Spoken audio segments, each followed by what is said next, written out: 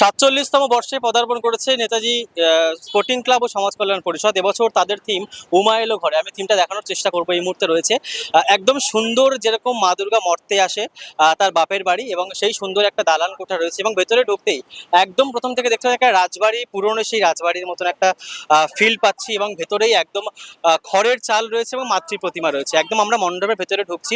আজ মহানবমীর দিন, এবং এই মহানবমীর রাতে দর্শনার্থীদের কিন্তু ঢলটা আস্তে আস্তে দেখতে পাচ্ছি আমরা, এবং সুন্দর একটা সাজ তারা দিয়েছে। সাবেকি প্রতিমা বরাবর তারা করে, এবং তাদের থিমেরও চমক থাকে।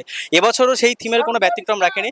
তো আমি একটু প্যান্ডেলের দিকে যাওয়ার চেষ্টা করবো। প্রতিমাটা প্রথমে দেখাতে বলবো, যে এই সামঞ্জস্য উমা এলো ঘরে, তার সামঞ্জস্য বজায় রেখে যে মাতৃ প্রতিমা নেতাজি স্পোর্টিং ক্লাব সমাজ কল্যাণ পরিষদ ৪৭তম বর্ষে পদার্পণ করেছে। ইতিমধ্যেই মহানবমী, রাত পোহালেই বিজয় দশমী, তারপরেই মা উমা চলে যাওয়ার সময়, এবং বিষাদের একটা সুর থাকে।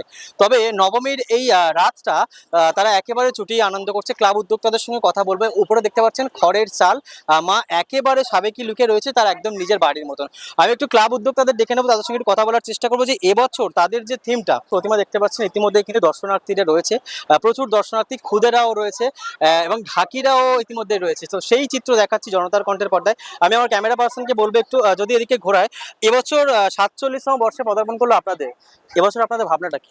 আমাদের ভাবনা হচ্ছে উমা হলো ঘরে।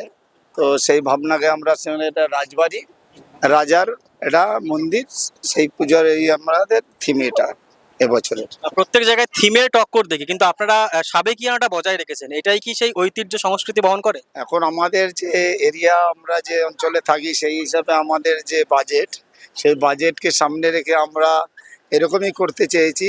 কেন আমাদের বড় বাজেট না, খুব সীমিত, তার মধ্যে দিয়ে আমরা এইটাকে ফুটিয়ে উঠতে পেরেছি, যে যেরকম আমাদের অর্থ তার মধ্যে দিয়ে। আজকের মহানবমী, রাত পোহালে বিজয় দশমী, তারপরে মা চলে যাওয়ার একটা বিষাদের সুর থাকে।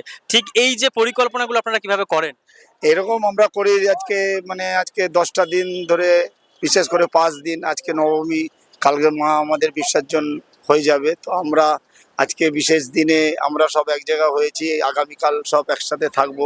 থাকার পরে আমাদের অঞ্চলের মানুষকে নিয়ে আমরা সবাই যে যার মতন ঘুরতে গেছিলো। আজকে আমরা এখানকে এক জায়গা হয়ে আমরা নবমীটা পালন করবো। কালকে দশমী মাকে বিসর্জন করব আমরা। একেবারে বুঝতে পারছি। আমি একদম সিনিয়র মেম্বারের সঙ্গে কথা বলার চেষ্টা করবো। অনেকটা বছর আপনাদের এই ৪৭তম বর্ষ, ঠিক শুরুর দিন আর আজকের মধ্যে কি কি পার্থক্য দেখেন? এই পুজোটার কতটা পরিবর্তন? পার্থক্য আমাদের শুরু থেকে যা যেরকম পূজা ছিল, আর এখন অনেকটাই পরিবর্তন আমরা করতে পেরেছি, এবং আগামী দিনে আরো এর চেয়ে আরো সুন্দরভাবে যাতে মাকে আপ্যায়ন করতে পারি সেই চেষ্টাই করব। এবং আগামী দিনের যে বিজয়া দশমী, আমাদের মনে খুব ব্যথা লাগতেছে যে আগামী দিন মাকে ছেড়ে দিতে হবে। এই বলে আমি ধন্যবাদ জানাচ্ছি। বুঝতে পারছেন, নবমীর রাত, বিষাদের সুর তো একটা থাকেই, কারণ রাত পোহালেই বিসর্জন। তবে জনতার কণ্ঠের বিচারে এবারের শক্তি সম্মান 2025 সেই ক্লাবকে সম্মানিত করব আমরা। সত্যি সম্মানিত করতে পেরে আমরাই কৃতজ্ঞ, কারণ এই ছোট একটা জায়গায় কথাই আছে, যদি হও সুজন তেঁতুল পাতায় নজন। এই ছোট্ট একটা জায়গার মধ্যে এত সুন্দর একটা ভাবনা। তো জনতার কণ্ঠের বিচারে শক্তি সম্মান চলে যাচ্ছে 2025 তাদেরই হাতে।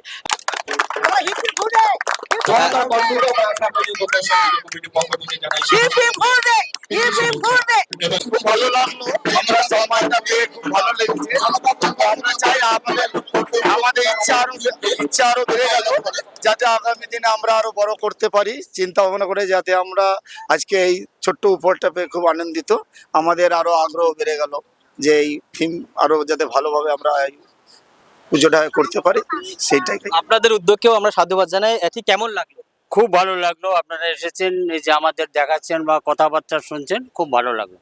একেবারেই বুঝতে পারছেন, আবাসনের পুজো, জেলার পুজো আপনাদেরকে দেখিয়েছি, আর ঠিক পাড়ার বারোয়ারি পুজোও দেখালাম। ক্যামেরায় সত্যদীপ সিং এর সাথে শানু দাসের রিপোর্ট, জনতার কণ্ঠ, চোখ রাখে খবরে।